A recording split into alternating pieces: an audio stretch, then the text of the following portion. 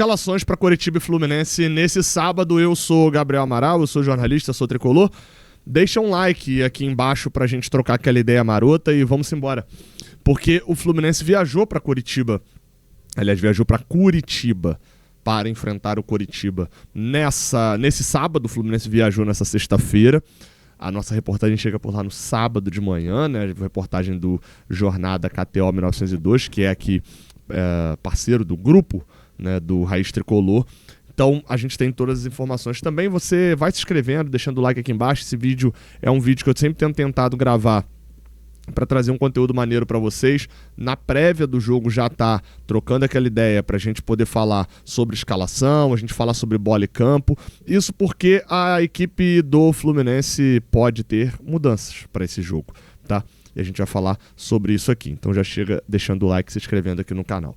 Prováveis, possíveis escalações estão aí na tela. Pode ser que a gente veja mudança no Fluminense, tá?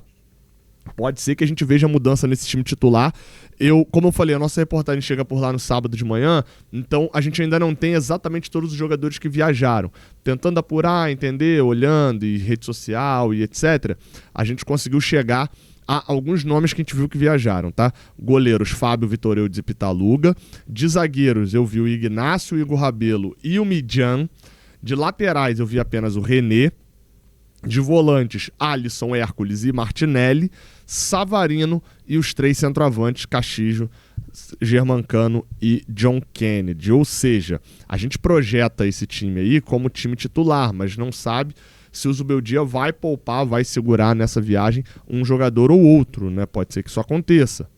Além desses jogadores que eu citei, tem alguns que dão indício de que viajaram, né? Eu odeio ficar fazendo isso de indícios e etc, porque a gente normalmente gosta de estar no lugar, né? Mas a logística para esse jogo, um jogo em Caracas logo depois, ficou mais complicada para a gente já estar lá na chegada do time.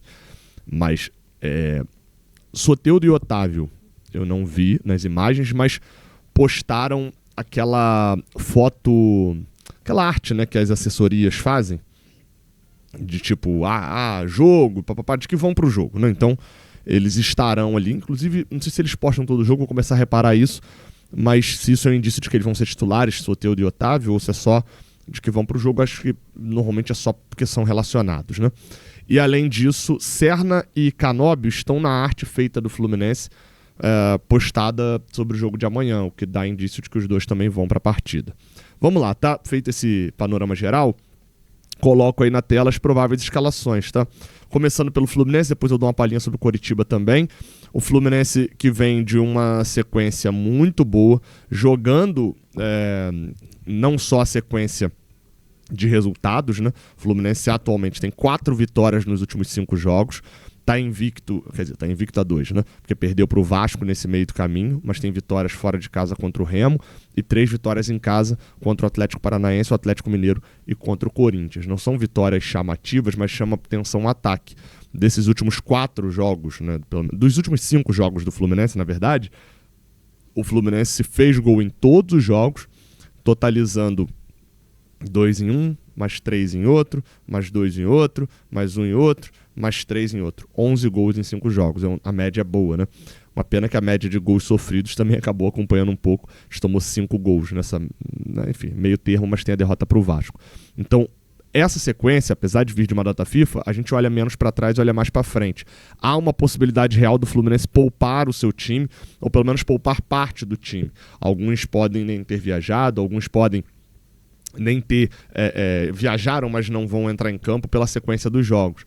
Porque o Fluminense jogou quarta contra o Corinthians no Maracanã, joga nesse sábado contra o Coritiba lá no Couto Pereira, mas viaja depois, volta ao Rio de Janeiro no sábado para domingo na madrugada, para na segunda-feira, na hora do almoço, viajar para Caracas, na Venezuela, vão chegar lá só no final da tarde para jogar na terça na Venezuela, voltam perdendo a quarta-feira praticamente inteira dentro do avião, né? Chegam no final da manhã, mas virando a noite dentro do avião, então não tem treinamento na quarta também, para já no sábado enfrentar um clássico, um Fla-Flu, na quarta que vem no Maracanã, na quarta que vem também é no Maracanã, mas é de novo Libertadores, e depois uma sequência de jogo em Santos no domingo e jogo em Ponta Grossa na outra quinta-feira, já iniciando uma sequência com domingo Chapecoense no Maracanã, quinta-feira Bolívar em La Paz, domingo Internacional em Porto Alegre e na outra quarta o Independente Rivadavia em Mendoza. Então a gente está falando de uma sequência, isso aqui eu narrei os próximos 30 dias do Fluminense.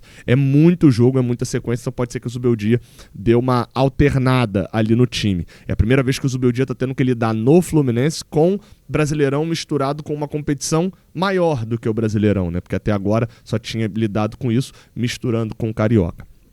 Então esse é um olhar aqui sobre os jogadores. Eu preciso fazer esse preâmbulo para poder falar. Não é que o Zubeldia está poupando porque o jogador está cansado.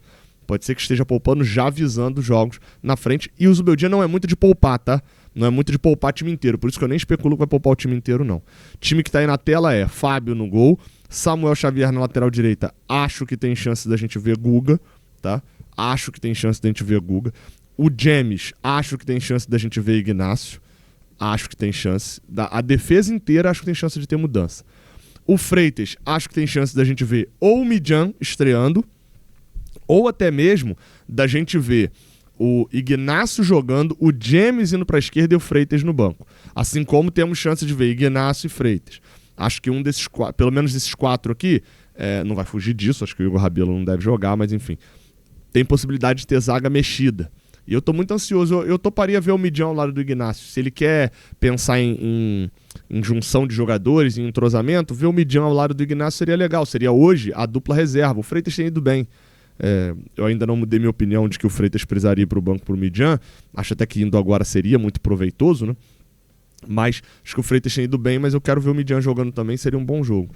Arana ou René já é uma mudança que ele também vem fazendo algumas vezes. No meio de campo, ele tá levando Martinelli, Hércules e não tem o Lúcio Acosta lesionado. Perdão, lesionado, sai pra lá. Não tem o Lúcio Acosta suspenso, tomou o terceiro cartão amarelo contra o Corinthians. A lógica, tá, seria ele colocar, a primeira lógica seria ele colocar Paulo Henrique Ganso no lugar do Lúcio Acosta, é a mesma posição, né, evidentemente.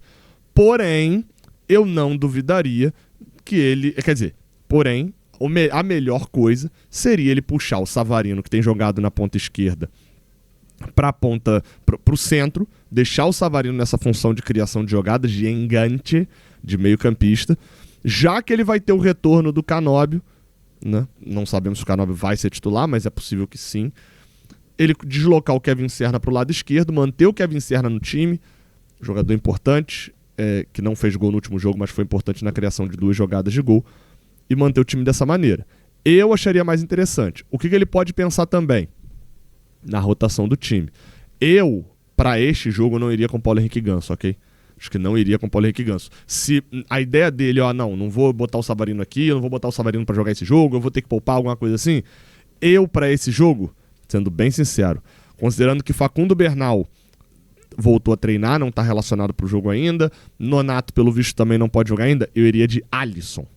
Iria de Alisson, Martinelli e Hércules no meio de campo. Botaria 3 volantes, se fecharia um pouquinho mais, se resguardaria dentro desse jogo, não iria com o Ganso. O time do Coritiba é um time jovem e rápido do meio para frente. Isso me preocupa um pouco. Na centroavância, John Kennedy ou Rodrigo Castilho, apesar do Germancano estar viajando. Dificilmente o Cano vai ter condição de 45 minutos já para pelo menos ser titular, então acho que nesse jogo ele vai de Castilho, tá? Chutaria que nesse jogo ele vai de Castilho titular. Acho que ele vai dar uma mexida. Então, assim, podemos esperar um time mexido contra o Coritiba, tá? A verdade é essa.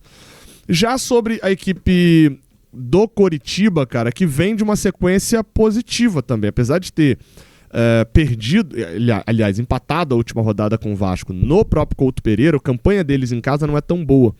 Mas eles vêm de uma sequência, né, de 2 jogos sem ganhar, perderam o Atletiba na Arena da Baixada e empataram com o Vasco em casa. Antes disso, tinham 3 vitórias seguidas contra Corinthians, Remo e Mirassol. São vitórias que dizem muito sobre os outros times que eles enfrentaram, mas também dizem sobre eles. O Coritiba hoje está ali na 7ª posição do campeonato e tinha vencido esses 3 jogos sem levar gol, né? Provável time do Coritiba, falando só primeiro dos desfalques que tem a equipe do Coxa. Só para reforçar os desfalques do Fluminense. Eu já falei do Bernal e do Nonato, né, em recuperação de lesão, e o Lúcio Acosta, que está suspenso. Esses são os desfalques. Pode ser que o Fluminense poupe alguns jogadores. No caso do Coritiba, o desfalque certo é o Lavega, já provavelmente não poderia jogar porque está emprestado, né? O atacante pelo lado esquerdo da equipe do Coxa. Porém, ele está suspenso também, né? Por mais que o Lavega tenha virado banco, tá? O Lavega não é titular hoje do Coritiba, então é um desfalque no banco. Ele foi titular contra a equipe do Mirassol. No Atletiba, ele já fica no banco. E aí, no jogo passado contra o Vasco, a mesma coisa, ele estava no banco, aliás, ele nem no banco ficou. No jogo contra o Vasco ele voltou a ser titular. Então ele tá ali na briga da posição dele pela ponta esquerda, tá? Então só para corrigir, ele foi titular, chegou aí pro banco um jogo, mas o Fernando Seabra voltou com ele titular. Então é um desfalque sim, mas já não poderia jogar, mas tá suspenso também, né?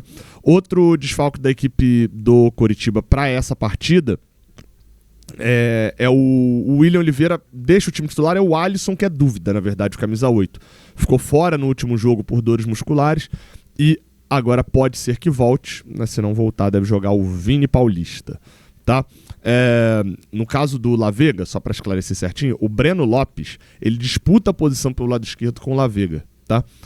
E no último jogo o Lavega foi titular porque o Breno Lopes estava fora, sendo poupado por dores também, cansaço muscular, né? Então estava com dores na lombar, por isso ficou fora do jogo o Lavega. Então é uma disputa de posição, pode ser que o Breno Lopes volte, tá? E se não voltar, aí jogaria o Fabinho, que seria a terceira opção. Provável time do Coritiba tem alguns ex-tricolores, né? Pedro Rangel é o goleiro, aquele mesmo ex-Fluminense. O Pedro Morisco, que é o titular, tá lesionado. Tinga na lateral direita, ex-Fortaleza. Maicon, God of Zaga, né? Tá de volta nesse jogo também, depois de estar suspenso contra o Vasco. E o zagueiro Jaci, vem sendo destaque aí da equipe do Coritiba também no ano. Na lateral esquerda, Bruno Melo, também ex-Fortaleza. Os dois laterais são ex-Fortaleza, né? No meio de campo, como eu falei, ou joga o Alisson, que é o titular, ou o Vini Paulista, que seria o substituto. E seria outra opção, porque o William Oliveira, que também é ex-Fluminense, jogou e não rendeu tanto. Sebastião Gomes, o venezuelano, e Josué, camisa 10, que é meio que um segundo atacante pelo lado direito, o português. No ataque, Lucas Ronier, jovem jogador, tem muita qualidade, canhoto. Breno Lopes pode jogar pelo lado esquerdo. Se ele não jogar, como eu falei, o Lavega tá fora, Fabinho deve ser titular por ali, e Pedro Rocha, que ele é ex-Flamengo, ex-Remo, agora foi o último clube dele, centroavante, para ficar de olho. Ele tem apenas 2 gols no Campeonato Brasileiro. Na verdade, o artilheiro do Coritiba no Brasileirão é o Breno Lopes com 3 gols. O Lavega e o Pedro Rocha têm 2. Lucas Ronier e Jaci são os 2 que já fizeram 1 gol. Destaques até agora. O Pedro Rangel é um goleiro muito bombardeado, né? O Coritiba permite muitas finalizações. E o segundo... Talvez os 2 destaques hoje do Coritiba sejam os 2 goleiros, né? O Pedro Rangel, que assumiu a posição, e já era o Pedro Morisco. E olho no Breno Lopes, que é titular, como eu falei, disputava, entre aspas, a posição ali com o Lavega, mas tem sido um jogador bem importante também, tá?